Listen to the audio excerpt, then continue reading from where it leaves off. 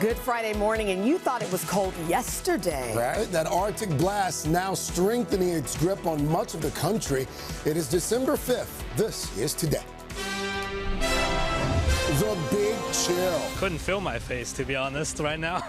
Dangerous cold on the move, now stretching from Texas all the way to New England. Many areas below zero, with millions also waking up to a new round of snow and ice. Al's got your full weekend forecast. News strike. The U.S. military carrying out yet another deadly attack on an alleged drug boat, this time in the Pacific, as the commander of that controversial hit in the Caribbean speaks out on Capitol Hill.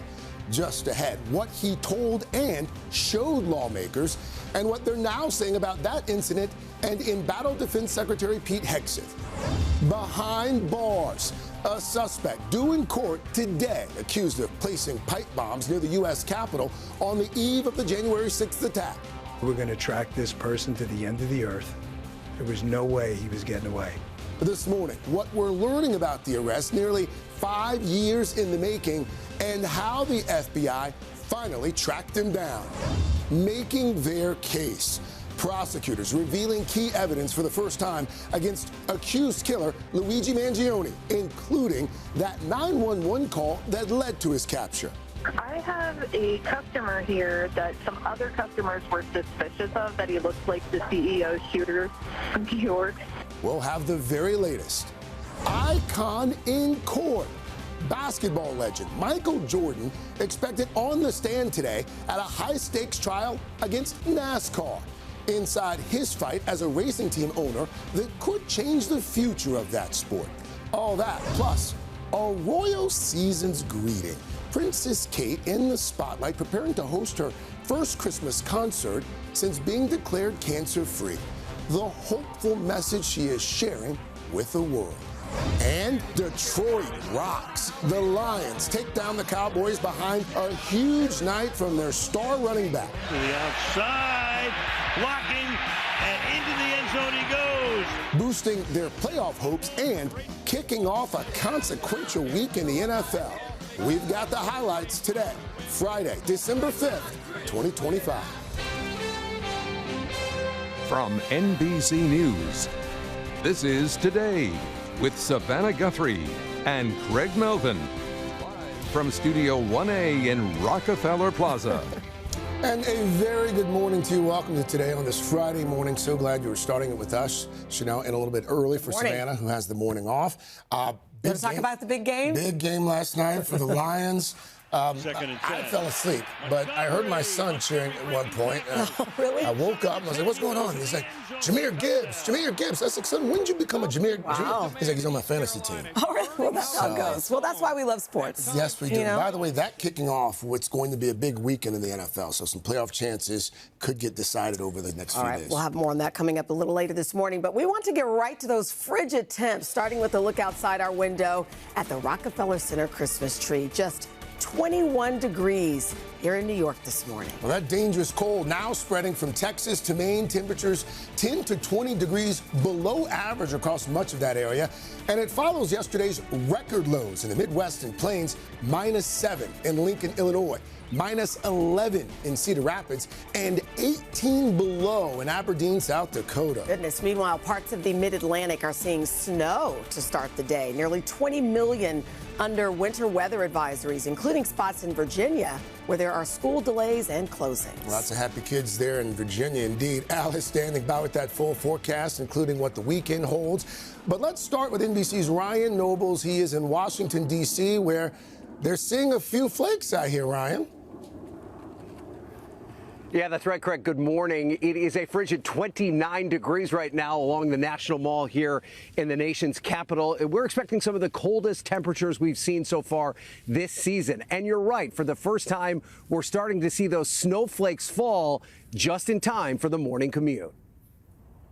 This morning, millions of Americans waking up to a frigid blast of winter and commuters facing weather woes, with snow moving into Virginia, Maryland, and Washington, D.C.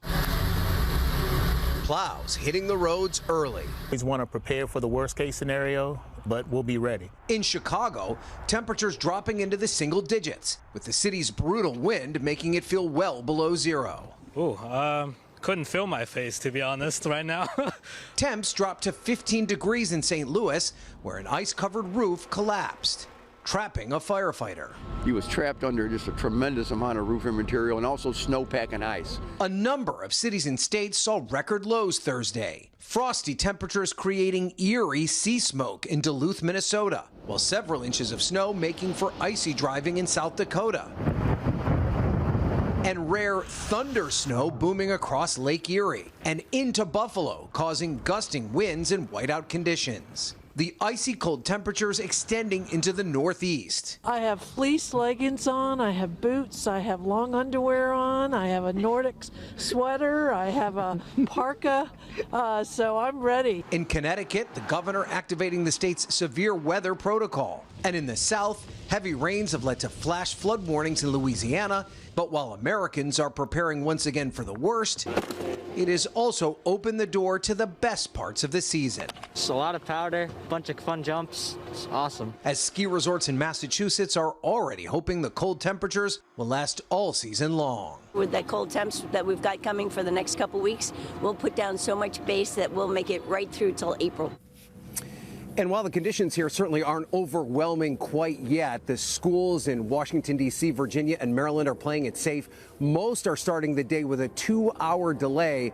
But, Craig, I'm sure my kids are watching this morning, hoping that 2-hour delay turns into a full snow day today. Yeah. There's no guarantee of that quite yet, but I think there's a lot of people praying in the Mid-Atlantic right now. No question. At least the kids are praying, maybe not the parents, that it turns into a full snow day. Yes, hope springs eternal for middle schoolers, for sure. Thank you. It's a rite of passage. Yeah, it is. It is. All right, let's bring in Al. Mr. Roker, good morning. Good morning. Come on, it's a Friday. Give them the give them the snow day, all right? Make it a long weekend. All right, 17 million people from the Rockies all the way to the Mid-Atlantic. We are looking at winter weather advisories, winter storm warnings. There you can see right the line. In North Carolina, it's rain, but you get up into Virginia and on into Washington, the Delmarva Peninsula, we've got light snow. Before it's all over, we're talking back through the mountains of West Virginia and Virginia, probably 4 to 5 inches of snow, lighter amounts as you move further to the east. All right, the cold air, here we go. Jet stream down to the south. So right now, record lows are popping up. It feels like 2 in Chicago, 12 in Minneapolis. Erie, PA, you feel like -1,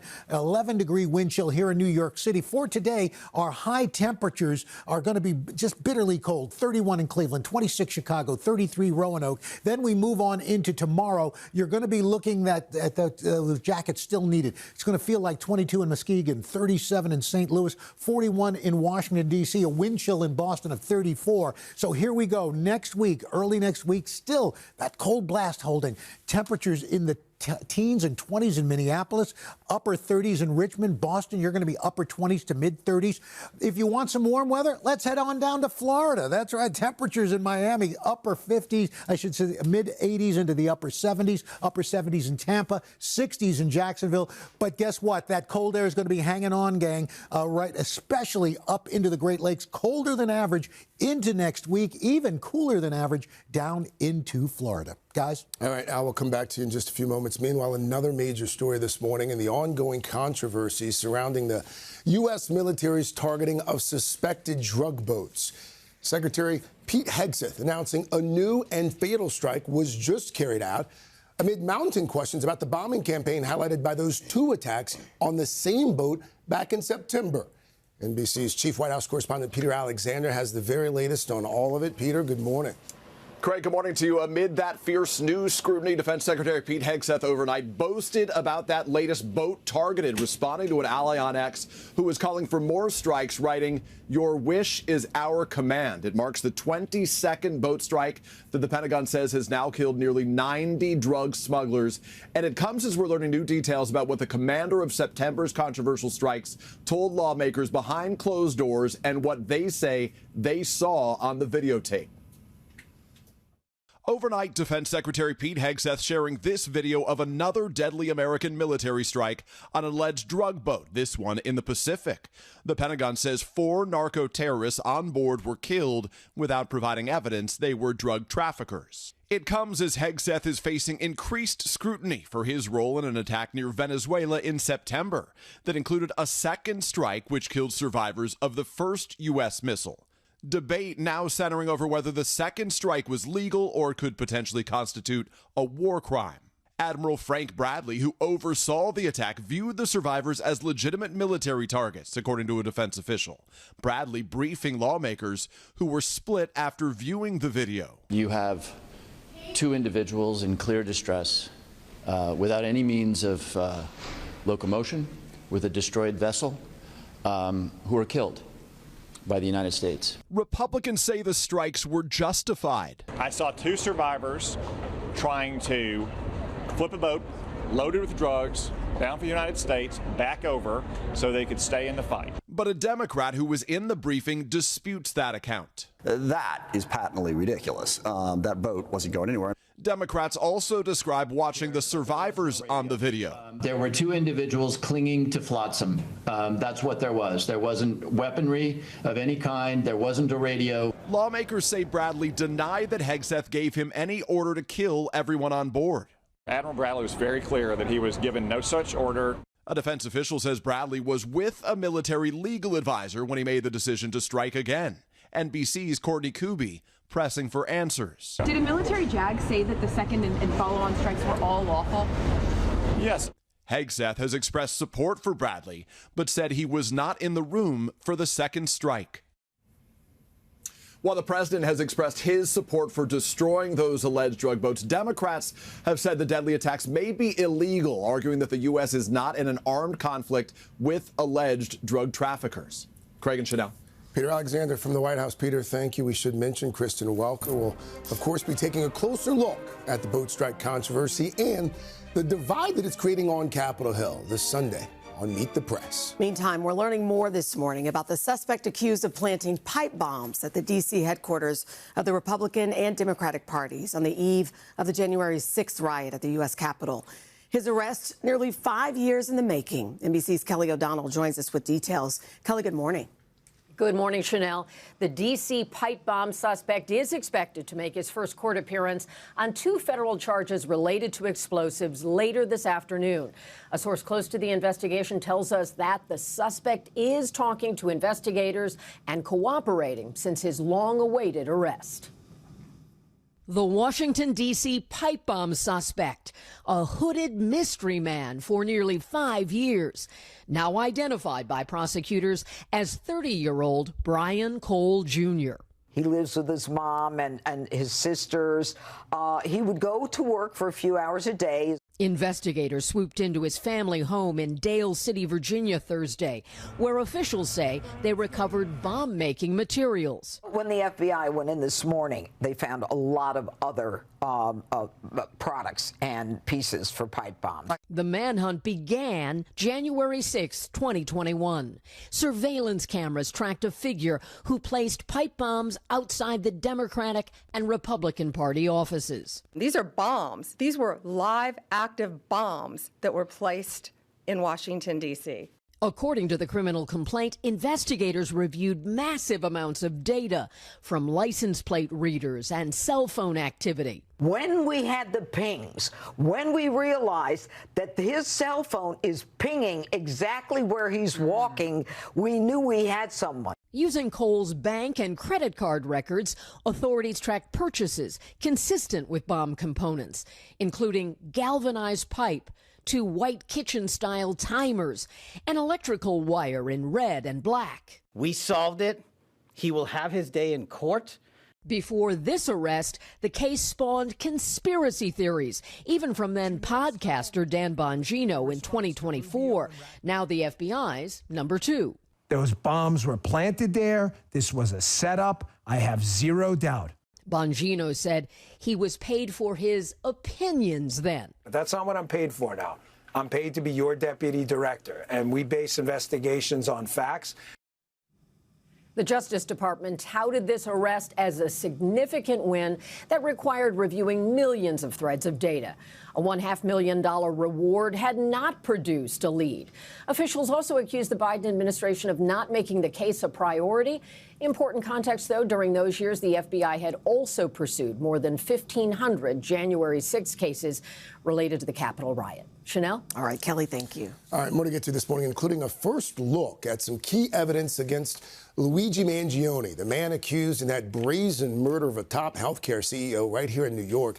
NBC's Stephanie Gosk is covering this week's closely watched pretrial hearing. Joins us now from the courthouse. Steph, good morning. Craig, good morning. The judge unsealed this evidence exactly 1 year after United Healthcare CEO Brian Thompson was gunned down in Manhattan. Authorities say that Luigi Mangione had been on the run 5 days when that manager at the McDonald's made the 911 call that ended the manhunt. This morning, evidence against accused killer Luigi Mangione released to the public for the very first time. Got a call from the manager there.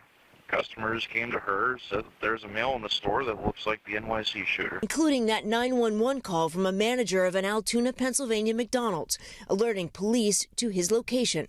I have a customer here that some other customers were suspicious of, that he looks like the CEO shooter from New York. Okay. So they're just really upset, and they're like coming to me, and I was like, well, I can't approach them, you know. No, of course not. The court also releasing these new images of items police say they found on the 27-year-old during the arrest, including thousands of dollars in cash and some foreign currency, apparently from Asia, the laptop he was using when he was approached by police, a small flashlight, a Sharpie marker, and a mask. When Mangione was arrested, prosecutors say he also had a USB drive on a chain around his neck, an apparent to-do list that included buying a survival kit and trash bags, as well as a Greyhound bus ticket to Pittsburgh, arriving the night of the murder. This does not appear to be a random act of violence. Thursday's high-stakes hearing comes exactly 1 year since United Healthcare CEO Brian Thompson was gunned down in Midtown Manhattan. The court releasing these new angles of surveillance video that captured the chilling attack. Mangione's arrest and the search that followed have been the central focus of this week's pretrial proceedings. The defense looking to get evidence, including the alleged murder weapon, thrown out, arguing the search violated their client's constitutional rights. Prosecutors say police followed the law and had the right to search Mangione's backpack without a warrant because of safety concerns. In cross-examination, the defense has been drilling down on a couple of very specific issues. Among them, the fact that the backpack was never that far away from Luigi Mangione and the McDonald's, and also the number of officers, as many as 14 at one point, and the fact that at no point during the time they're questioning Mangione did they stop customers and employees from going into that part of the McDonald's, Craig. Stephanie Gosk for us there from the courthouse. Steph, thank you. Also this morning, we're learning a Delta flight out of Los Angeles was forced to return to the airport after a bird strike. It happened Wednesday, shortly after takeoff for the Seattle-bound plane. This video shows sparks flying out of the right side engine. The pilot turned the plane around and landed safely at LAX. Fortunately, no injuries were reported among the 99 people on board. All right, to the NFL we go. Detroit star running back Jahmyr Gibbs leading the Lions to a big win over those Dallas Cowboys on Thursday Night Football. Gibbs the back. Give it to him to the outside. Blocking, and into the end zone he goes. Went into the end zone a lot last night. That was Gibbs' third rushing touchdown of the game, sealing the 44-30 victory and giving a boost to the Lions' playoff chances. It was also the 47th touchdown of his young career, and that ties Gibbs with Lions legend Barry Sanders for the most touchdowns before turning 24 years old. Barry Sanders from Wichita, Kansas. That's right. Pride of Wichita. That's right. All right, back to our top story, the weather and the rest of Mr. Roker's forecast. All right, guys. Good morning. Again, good morning to you. We're looking at some heavy showers and thunderstorms making their way into the Pacific Northwest, sunny and cool in the Central Plains. Frigid highs across the Great Lakes, where we'll be looking at some lake effect snow. And there's also some heavier rain along the Gulf. We're going to take a look at that coming up in the next half hour. But we're going to get to your local forecast in the next 30 seconds.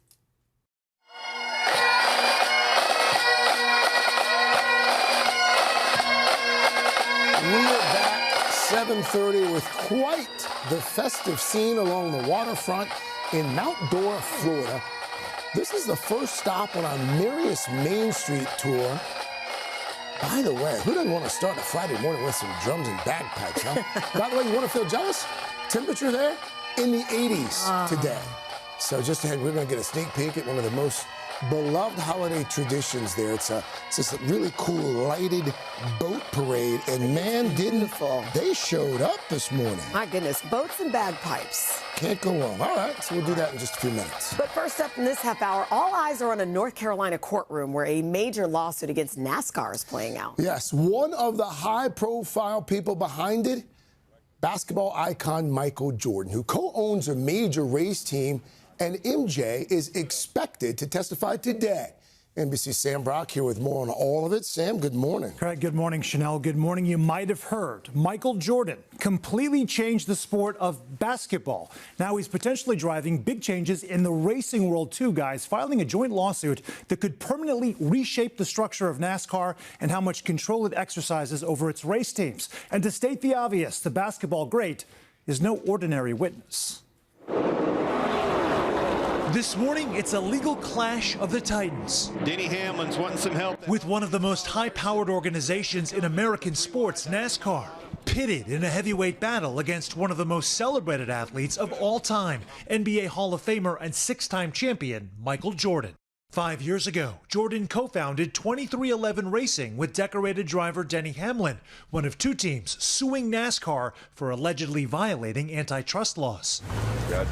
According to two people close to Jordan, he's expected to take the stand today. Michael Jordan testifying is a game changer. The jury will, of course, listen to every word he says. The legal feud is focused on the charter structure, or contracts used by NASCAR with its racing teams. Jordan and the other plaintiffs arguing the contracts don't let them participate in many non-Cup Series events, put teams at a financial disadvantage, with some losing money, and contain a fixed time frame instead of permanent ownership. But 13 of the 15 NASCAR teams signed the most recent charter agreement. The big benefit to a charter is that it guarantees a starting position in races. It ensures that you can get sponsors. So charters are really valuable in that regard. NASCAR, which according to court documents earned more than $100 million in profits last year, telling NBC News, healthy race teams are critical to our sport. We've been true to our word. From the outset, we've been clear this is not an antitrust case. Adding their 2025 charter agreement includes over $3 billion in guaranteed payments to the teams. Now the organization locking horns with one of its newest and biggest faces, Michael Jordan, who told Craig back in 2021 he wants to expand racing. I want to win every race. I absolutely love the sport, even more so now that I'm involved with it financially and invested with a couple of drivers now. What's at stake in this decision? That it isn't just about Michael Jordan and Denny Hamlin. It's really about the relationship between all of these teams in NASCAR. And no matter what the jury finds in this case, it is exceedingly likely, according to Professor McCann, that decision will be appealed, with both sides, guys, possessing plenty of resources to keep this going. Now, we did reach out to Mr. Jordan. He did not provide us with a comment ahead of court today. Interesting. Sam, thank you. Yeah, could very well be quite the consequential case. Absolutely. All right, coming up, we have a new list to debate on your PSSP.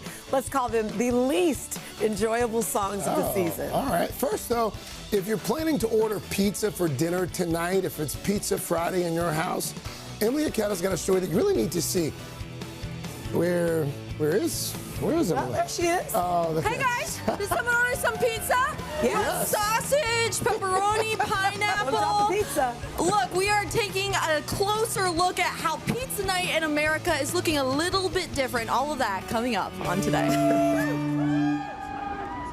When the moon hits your eye like a big pizza pie, that's amore. We're back now, 7:39, with Mr. Roker's melodious voice, in depth today, saying good morning to Dylan. Good morning, guys. You know, It's Friday. That means it's pizza night for a lot of families. Yes, that's right. But apparently that beloved tradition is changing along with America's pizza preferences. NBC's Emily Ikeda is here to explain. Good morning. Hey, guys. Good morning. On any given day, more than 1 in 10 people will eat pizza. It's convenient, delicious, and it smells oh so good. But as the price of a slice rises, some Americans are thinking twice about their orders. It's the ultimate comfort food. I'm having a relationship with my pizza. From football games and birthday parties to those relaxing nights in. A lovely cheese pizza just for me. But are our pie preferences changing? Everyone still wants to order pizza.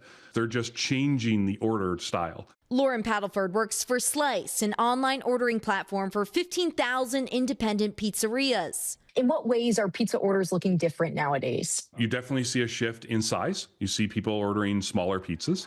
They're reducing, in some cases, the topping count. In most of those cases, he says, the shift coming from price-conscious consumers, as the national average for a large cheese pizza has grown to nearly $17, up 22% in the past 5 years. And that's before you add in any toppings. I definitely notice each topping is usually an extra 50 cents to $1. So if I just go with the pepperoni, it's definitely cheaper. Some pizzerias have felt the pinch. Pizza Hut has been battling sinking sales for over a year. And last month, Papa John said cautious customers have been downsizing to medium pizzas with fewer toppings and sides. When did a cheese pizza become $23? Pushing up those prices, in part, the rising cost of some ingredients. Things like using Italian tomatoes that we use, that's gone and stayed up 25%. Prompting Joe's Pizza in New York City to tack on an extra 50 cents a slice in recent years.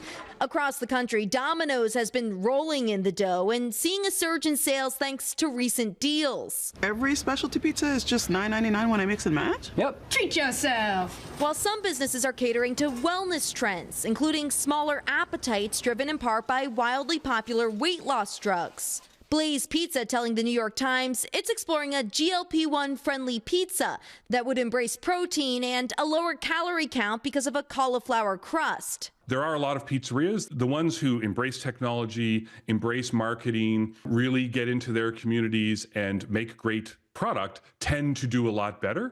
Oh, I love them.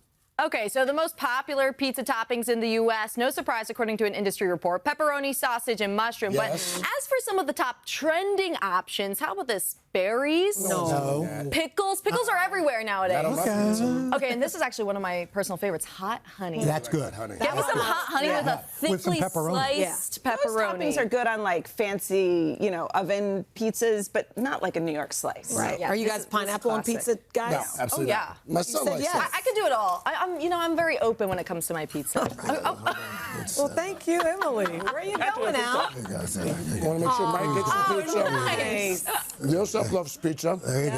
Nothing like a little pizza for breakfast, Sit right? down. There you go. 7:42 a.m. I don't like a fancy pizza. You know? It is. No, It it's hits- like a straight It up hits the boy. spot. Thanks. Cold pizza? Alrighty. Ever eat the cold pizza? I'll eat the cold pizza I for don't like breakfast. cold pizza. Yeah. Oh, I got to do weather. That's right. I There you go. forgot. Hand off your pizza and you Yeah, can forecast. Can you deliver a forecast? No? Yeah, it's okay. I got that. Careful. I like working with the upper crust. Anyway, we got showers, thunderstorms starting to develop down along the Gulf. It's going to be a wet weekend there. They do need the rain. Morning snow, though, and slick conditions in the mid-Atlantic. Numerous showers, thunderstorms going to be soaking the Gulf Coast. Tomorrow, rain will continue from New Orleans to Wilmington. We're looking at beneficial rain, but there could be some localized flooding. More of the same again on Sunday as this stationary front lies across, especially central and northern Florida. We're talking generally 1 to 2 inches of rain, but some folks could see a little bit more locally. That's what's going on around the country. Here's what's happening in your neck of the woods. That's your latest weather. Hashtag PSS Pizza. Oh. I didn't know where you were going with that. All right, a new list published in USA Today is firing up a debate this morning. One editor ranking, quote, 10 worst Christmas songs of all time. Want to hear a look at the top two? Yes. All right, let's start with this kooky jingle. Grandma got run over by a reindeer walking home from our house Christmas Eve.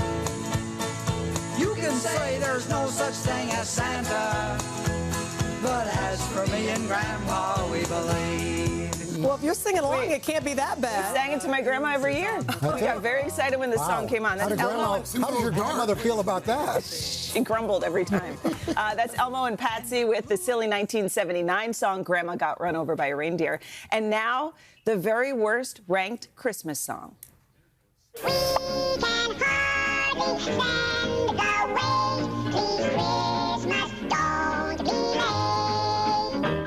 Unanimous disagreement, right? No, we think this is one of the best. My kids ask for it every single day. This woman, is it the Grinch? Is it the Grinch's mother? It seems who like came up with that? Well, USA Today describing that Alvin and the Chipmunks classic this way, nails meet chalkboard. Oh. Yeah, well, I think... I just disagree. Absolutely. I respect USA Today. You know, my father-in-law worked that's for 3 years. Yeah. But you're wrong. Absolutely. You are wrong. That's right. USA Today. Fake news. Ow. Okay. Did I just throw my pin at you? Yeah. There's more Pop Start for you in just a bit. Plus, we have a fun blast from the past to share for you on the Morning Boost right after this. Oh, my gosh. Give me my pin back.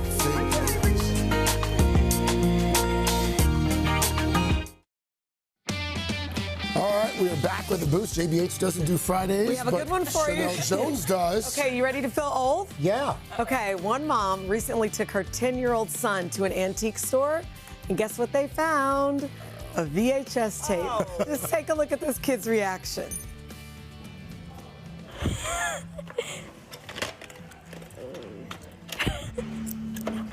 How does this? So it'll go in that way, and then you press play on what's called a VCR.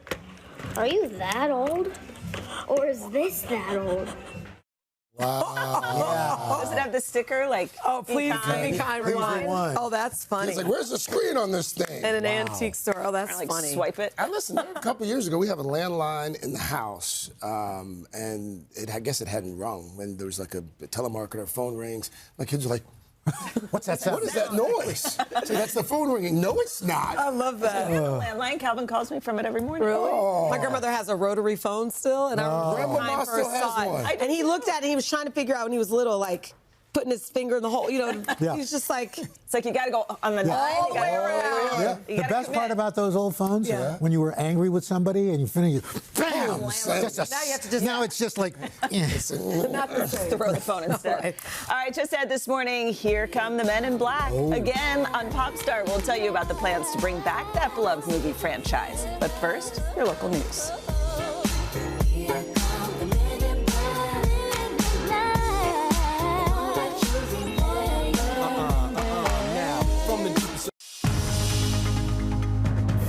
It's 8 o'clock on today. Coming up, Arctic chill. Record low temperatures across much of the country this morning. Below zero in many places. Couldn't feel my face, to be honest, right now. And the bitter cold not going away anytime soon. Al's got your full forecast. Then, Royal Holiday. Final preparations underway this morning at London's Westminster Abbey ahead of Princess Kate's first Christmas concert since announcing she's cancer-free. Just ahead, an inside look at that beloved tradition. And can we kick it? The biggest event in soccer making its way to the U.S. The most important moment in the World Cup before the ball is kicked is the draw. With all eyes on D.C. this morning ahead of the FIFA World Cup draw. And we're celebrating with one of the stars of the U.S. men's national team. All that, plus Ed Burns and Connie Britton live. This guy right here. Rock'em Sock'em the movie. Oh, my block is knocked off. And is Men in Black headed back to the big screen? And the answer you're looking for lies right here. It's all coming up today, Friday, December 5th, 2025. Hi, Dad. Back in Miami, Florida. I love you. It's Jamie's 30th birthday. Here on our honeymoon. Visiting from Porterville, Indiana. Denver, Texas. Chicago, Illinois. And Chapin, South Carolina. 'Cause the water's warm. From Edmond, Oklahoma. We're turning 10. Good morning to our students. And Baptist Heights Elementary, Minnesota. Surprised mom with a trip to the Today Show to celebrate her retirement. After 4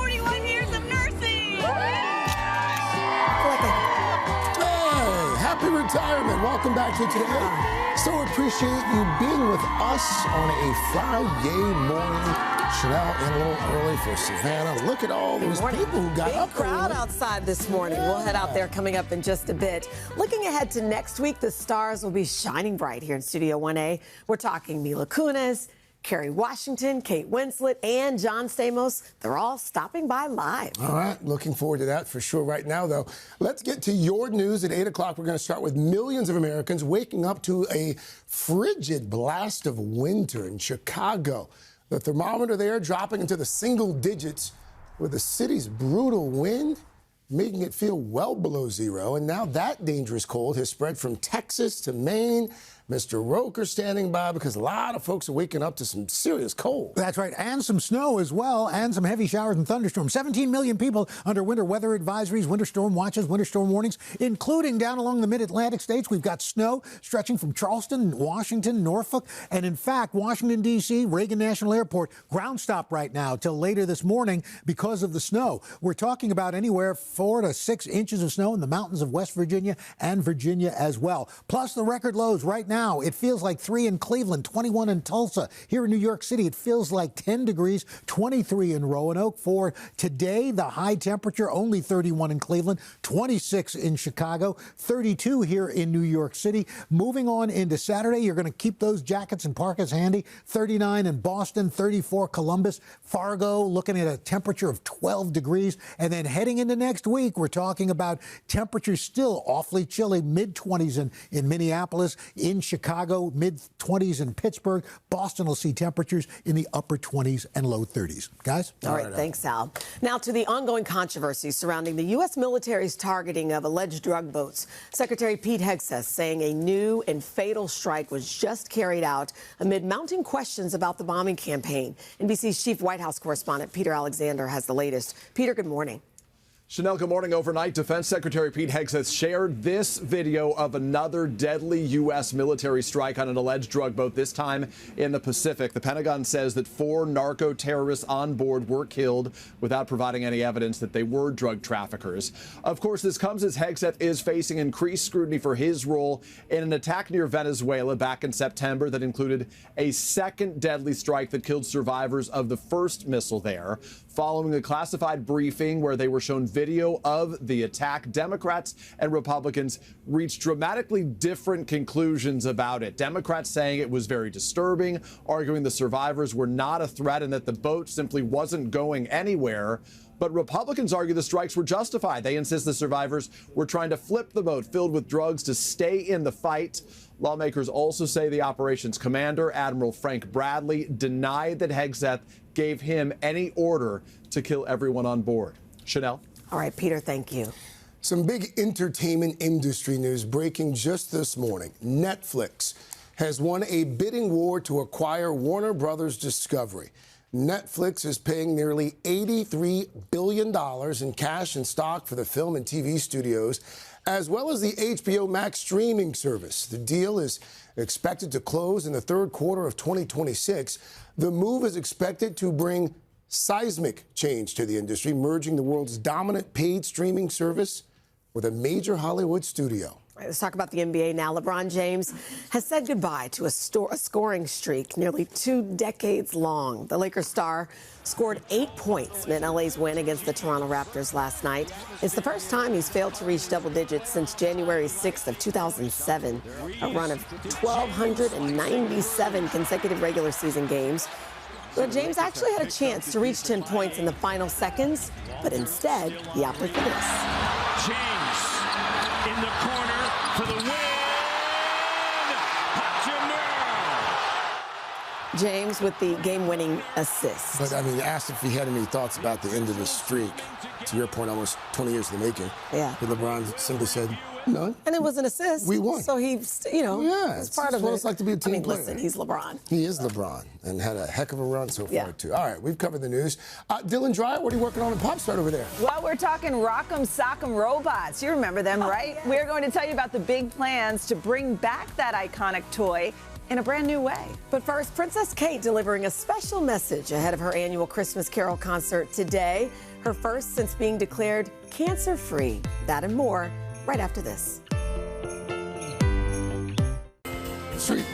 We are back, 8:10 on a Friday morning, and we're back with a beloved royal holiday tradition that's watched by the entire world. Princess Kate is hosting her annual Christmas Carol concert today, the first since announcing her cancer remission. NBC's Ann Thompson is here with a closer look. Ann, good morning. Good morning. This has all the makings of a very special event. It's known as Together at Christmas in London. It's a very festive celebration to kick off the holiday season, and it's hosted by the Princess of Wales. This is its 5th consecutive year, and it promises to be full of surprises, once again with a special message of love by the future Queen herself. Last touches are underway at London's Westminster Abbey for the Princess of Wales' most anticipated event of the year. After a high-profile week of glamorous appearances, Kate now getting ready to host her annual Christmas concert this evening that will bring together celebrities including Kate Winslet and Hannah Waddingham, royalty, and community members. We're going to hear stories of people who are helping others in their communities, and it's really refreshing to be reminded of the good that's going on in the world. The now traditional celebration carrying special meaning this year. It's Kate's first since announcing her cancer remission last January. And once again, the future Queen choosing to share a deeply personal letter ahead of the event, spreading a special message of hope and love in uncertain times, even when she says life can feel fragmented. The Princess has written to all 1,600 guests who are attending here later on. We're going to be making wreaths for the Royal Carol service at Westminster later this week. Adding to the festive service, handmade decorations and garlands created by volunteers on display at the Abbey. As Kate welcomes guests and members of the royal family, her husband Prince William, and their 3 children, Princes George, Louis, and Charlotte. Last year, the Wales children seen enjoying the concert as their mom, Kate, mastered the celebrations. Today's event bringing a busy week to an end for the Wales couple. Dazzling at that state banquet dinner on Wednesday in her biggest tiara yet, and taking center stage while on ceremonial duties alongside the king. Kate now back in the spotlight following her harrowing journey. Love is the first and most essential bond. But it's also the invisible thread, woven with time, attention, and tenderness. A compassionate Kate, deepening connections and looking ahead to the future as the royals embark on the holiday season, hoping for better times ahead. Now, the big question is whether George, Charlotte, and Louis will participate, which we are keeping our fingers crossed for, or just watch the service. Viewers should still look out for a few surprises, and maybe it'll be the kids. The service will air in full on Christmas Eve. It's always a holiday highlight. Yeah, and it's so good to see the princess just out there. Yeah, just really out there. And keep in mind that while she is in remission, King Charles is still, from what we understand, dealing with cancer. So there's much to celebrate and a lot to pray for in the family. Thank you, Ian. Good to see you. All right, best time of the morning. And apparently we have plenty of time for Pop Start this morning, too. Oh, not if you keep talking. We're gonna chime in and interrupt all morning. Are you done? Good luck. Okay, here we go. First up, Carson never does that. Men in Black. This dynamic duo may be suiting up one more time. You know what the difference is between you and me? I make this look good. You know how to use these things? Agent K and Agent J could be back in black sometime soon. Yesterday, Deadline reported a new Men in Black movie is in the works. While there's no confirmed cast just yet, Bad Boys for Life writer and recent Will Smith collaborator Chris Bremner is set to tackle the script. So fingers crossed we get to see those guys back together again. Smith and Tommy Lee Jones, of course, starred in the first 3 MIB movies, but they were absent for 2019's Men in Black International. Also, we're still waiting for Mr. Roker's big return to the franchise, too. Have you got any phone calls? There it is, right there. There he is. Yeah. What was that like? You look a little different back then. Well, you know, it's funny because I didn't tell Deborah or Courtney that I was in the movie when I went, because I didn't know whether it made it or not. And all of a sudden it pops up and Courtney goes, Dad's an alien? And Deborah said, that explains a lot. Yes, it makes so much sense. If they call, would you say yes? Absolutely. And you wouldn't tell us. So Please. we'll have to wait and see. And then we'll announce it in Pop Star. There you go. All right, next up, Vin Diesel. The gloves are on for the actor, set to star in a new movie based on this beloved toy. They're slugging it out in the middle of the ring. A right to the jaw. My block is knocked off. But you can press it back on again. Press this lever, he throws a right. The other, a left. Knock his block off, and you're the winner. I want a rematch. There was no newer commercial. That's right. Diesel's stepping into Mattel's next big movie project. This one all about those Rock'em Sock'em robots. According to Variety, Diesel is set to write, produce, and star in the project. Do you think it'll be the red one or the blue one? Oh, that's funny. That's a good question. They'll probably introduce some different colors, too, for some conflict. It was not the first time he played a robot. Oh, that's true. That's right. It was all fun and games until one of the heads came off. Remember that? Oh, yeah. Invariably, you always lost one of the heads. Then trying to put it back on. Like, it would always fall apart. We'll see how they do that. Yeah. All right, next up, Mr. Roker. Again, I don't know how we managed it, but we scored an exclusive sneak peek at the upcoming holiday special episode of his animated series, Weather Hunters. Let's take a look. Oh, my goodness. Your mom and I have a big announcement. This Christmas, we're spending the holiday far away in another country. The North Pole? Where Santa lives? No, Betty. We're actually going to spend Christmas in Nigeria with our good friends, Young and Bita. Yay! Ooh. So, we won't be home for Christmas? No, we won't. But we hope you might find this just as much fun. Young runs a weather. Such a great idea. Yeah, I'm going to go. My college roommate was from Nigeria in the series, and so we go to visit he and his daughter, and we actually hired Nigerian actors to play the family. So it's really exciting. Listen, I said this to you, and I'm not just saying this because you're a dear friend. If folks have not watched this animated series on PBS, so good. It really is fantastic. I told you, my niece and nephew down south, they wake up every morning. Every morning. That's what they want. My kids love it. Thank you. We're so very proud of it, and our friends at PBS Kids have been such great partners, and so we're really excited for this special to air. This is a great one. The Weather Hunters festive news special, Christmas in Africa, airs this Monday on PBS. Well Can't done, wait. sir. All right, finally, Jamie Lee Curtis. She stopped by our studio earlier this week, one of our favorite guests around here, and now she is sitting down with our buddy Willie Geist for an awesome conversation on Sunday Today. During their chat, JLC opened up about her decades-long career, taking home an Emmy for her guest appearance in The Bear, and she revealed what she's been doing with all her awards. I've decorated them, too. Oh, you've decorated the awards? You know what? You're not precious about it. I can't be. Oscar has a googly eye. Oh. Appropriate. Sure. A googly eye. Nice decoration. You can catch more of their conversation this weekend on Sunday Today. Hall of Fame guest, that Jamie Lee Curtis. All right, thank you. You did Carson proud. Guys, it is that time of year again. We are excited for the long-awaited return of our favorite holiday series, Merriest Main Street. This is what we love, celebrating towns all over the country, full of holiday spirit. And we're going to kick things off down in Mount Dora, Florida, with West 2's Christina Watkins. Mount Dora, good morning. Christina, good morning. Merry Christmas.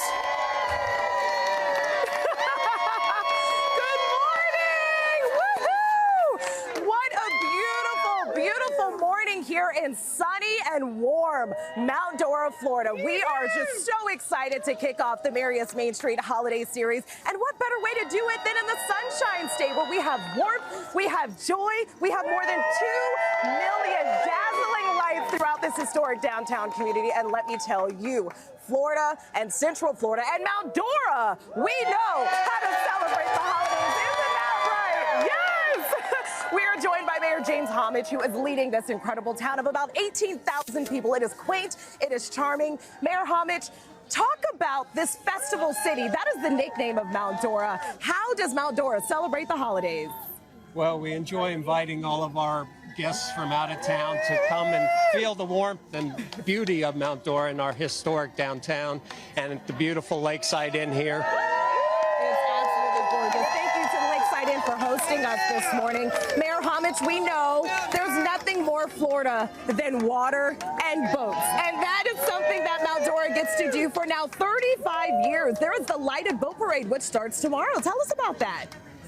Well, it's been going for 35 years. It's one of those special things about living in Florida. The warmth and the sunshine just helps the holiday spirit. So we enjoy it. It started with just a few couple of boats, and now we're up to, what, 35, maybe even 50? What does it mean to see the gorgeous lake behind us light up with dazzling lights? Oh, it's beautiful, and it's unique to Florida, obviously. So we enjoy it every year. We have so many events that go on. We have the Christmas walk tonight. We have snow in the park next week for the kids. We have all sorts of things going on this holiday season. And we have to create our snow. That's the closest thing we're going to get to snow here in Central Florida, at least this time of year.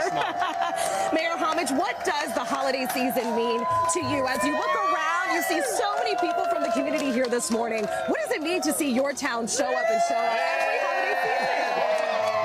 It's the town embraces the holidays. It's a beautiful time of year. It brings out even more the friendship, the community that we enjoy year-round here.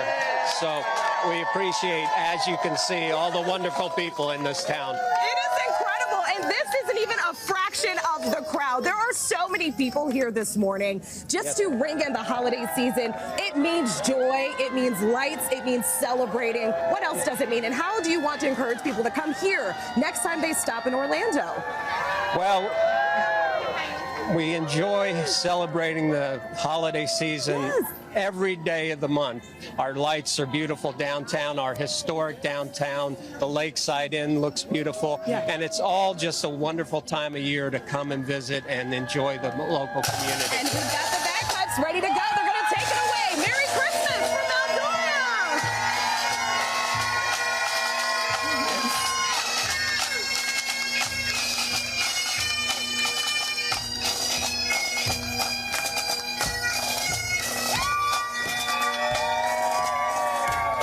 Merry Christmas, Mount Dora.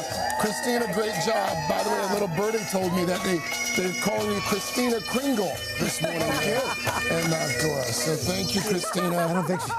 Thank you, Mount Dora. I can't hear you over the back. No, she got a little laugh. Yeah, thank you, West 2 as well. That was great. Our friends at West 2 for making this happen. They've set the bar high. I was just about to say, they turned out for us this morning, didn't they? Yes. Look at the little guy there. With He's been holding he's got that mug. He's got a little shirt and tie.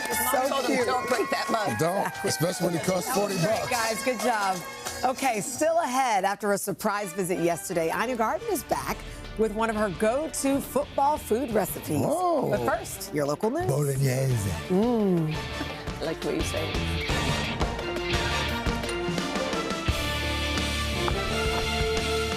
All right, best time of the weekend, Sunday night, football night in America.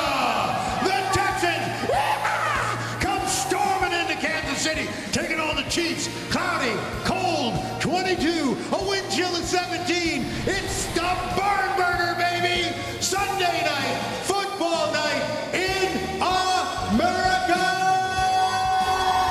And we gotta go around the horn, and we got a huge post-Christmas. Oh, there we go. Ah, boom, look out. Woo, 70 years old.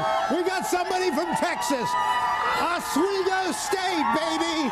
There they go. It's the Pope High School Senior Skip Day with Aunt Maggie. That's it. Around the horn, Mr. Melvin. Mr. Roker, love your energy, sir. Just ahead, 2 stars for the price of 1. Ed Burns and Connie Britton are here on their new movie, 3 Decades in the Making. We'll talk about that in just a moment. But first, this is Today on NBC.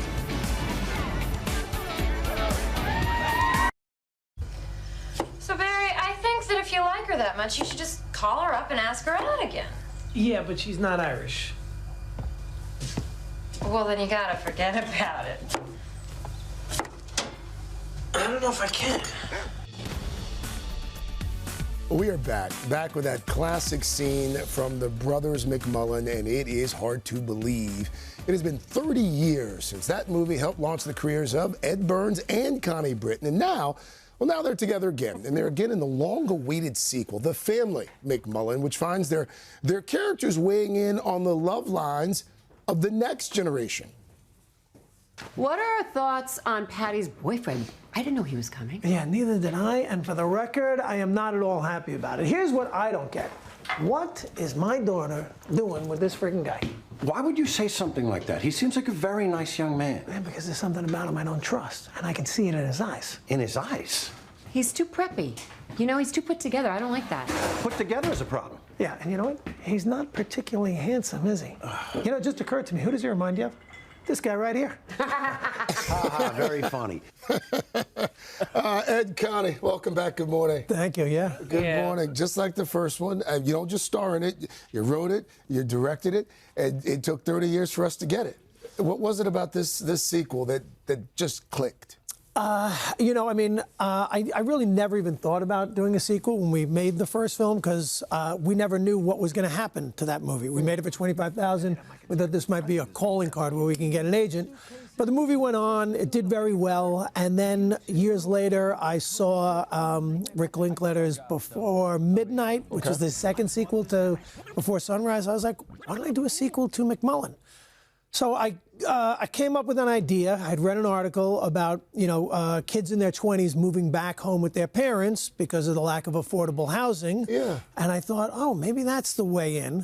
So I called Connie and I said, look, I've got this idea for a sequel. I'm not doing it unless you're going to participate. And fortunately, Connie said, easy. Was it an easy yes? It's the easiest yes. I have no career if not for Eddie Burns. So, and if not for Brothers McMullen. Yeah. Both of us. It really did sort of help put you on the map 30 years ago. What was it like for you stepping back into the shoes of Molly a few decades later? It was really interesting because it's as if she lives in my bones. I think because that was such an integral part of our lives and that character was such an important character to me. And so when we got back together, it was just like going right back into that family. It was kind of crazy 30 years later. Is it true that you almost didn't audition? Yeah, I did. Oh, that's a good story, yeah. I was out of town. You know, I was like sending in pictures and resumes to all these different film people, and I was out of town visiting my family, my sister, and I was like, maybe I'll go back in time for that audition. It was on a Sunday.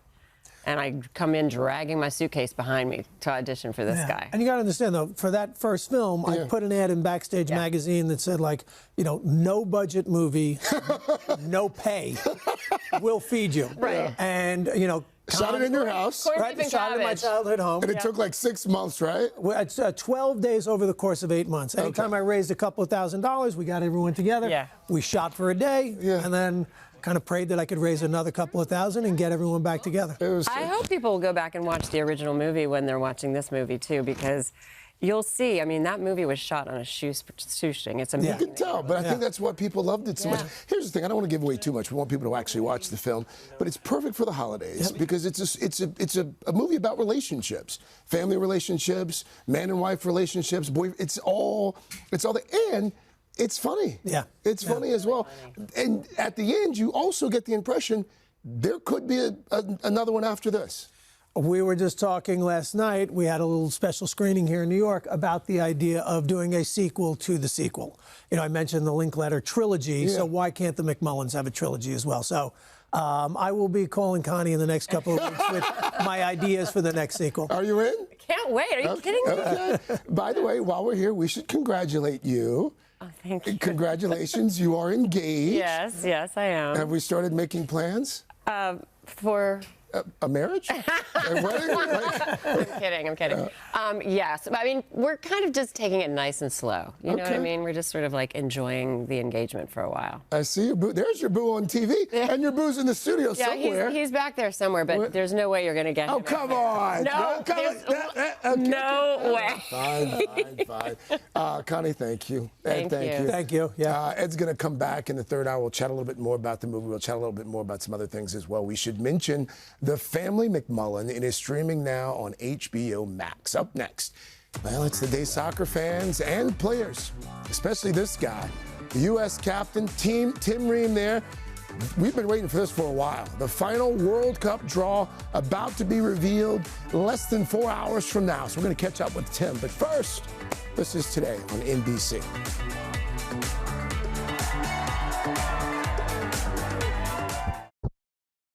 These scenes will live forever as Lionel Messi and Argentina have won the World Cup. Oh, we are back with that iconic moment 3 years ago. Soccer superstar Lionel Messi hoisting the World Cup trophy, and the journey for the next one starts today. The eyes of the entire soccer world set on Washington, D.C. for the FIFA World Cup final draw. It's hosted at the Kennedy Center. The event will decide the highly anticipated matchups for the opening rounds of next summer's big tournament, being hosted, of course, by the United States, Canada, and Mexico. Our Plaza crowd, they're getting into the spirit as well with the help of the U.S. soccer team's brand new mascot. There he is. And we've got Tim Ream here inside. Tim's one of the captains of the men's squad. He's going to chat with us in just a few moments. But first, here's a look at what to expect today. The stage is set.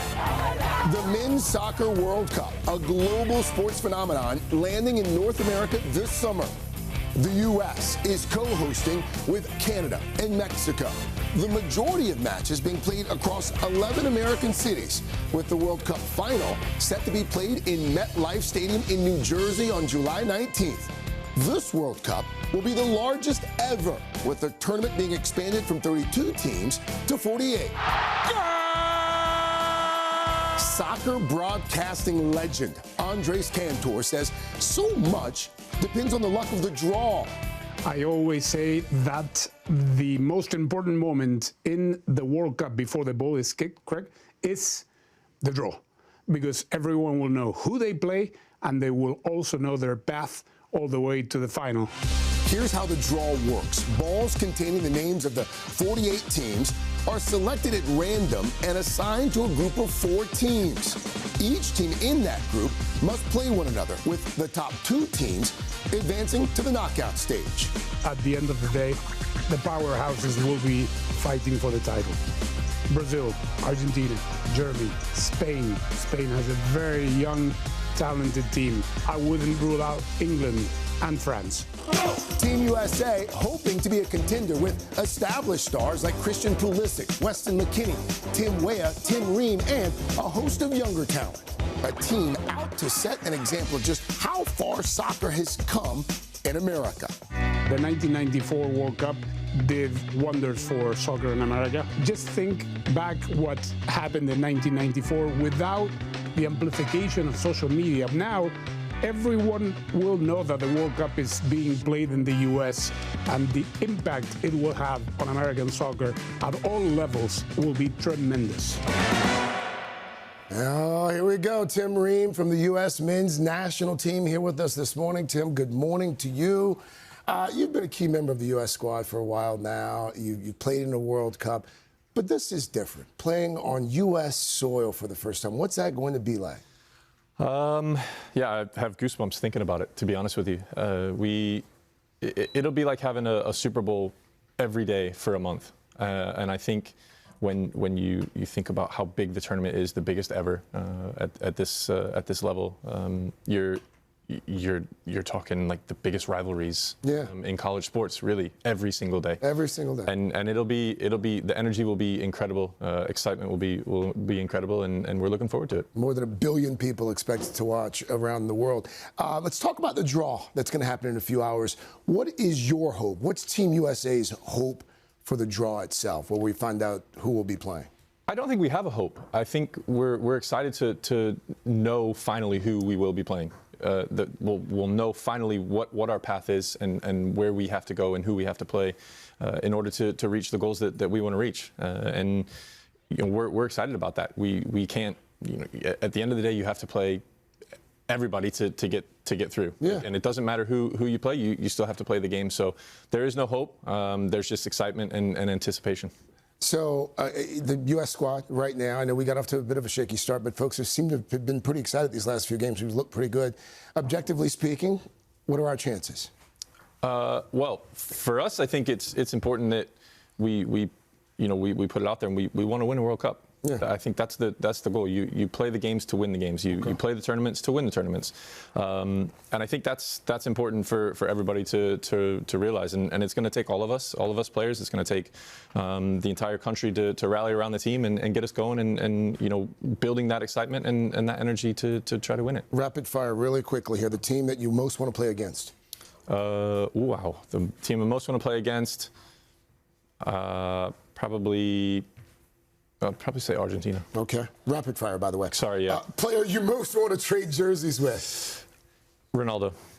City that would have the best atmosphere? New York. There you go, Tim. Good answer. Tim, thank you. Thank you. Best of luck, by the way. I appreciate it. Best of luck. By the way, you can watch today's FIFA World Cup draw live starting at 11:30 a.m. Eastern and the World Cup in Spanish on Telemundo and Peacock. Mr. Roker. Hey, Craig, up next. Today loves football, that American football, and Ina Garten. What you do not want to miss what's about to happen when we bring our two loves together. But first, this is Today on NBC and my other love.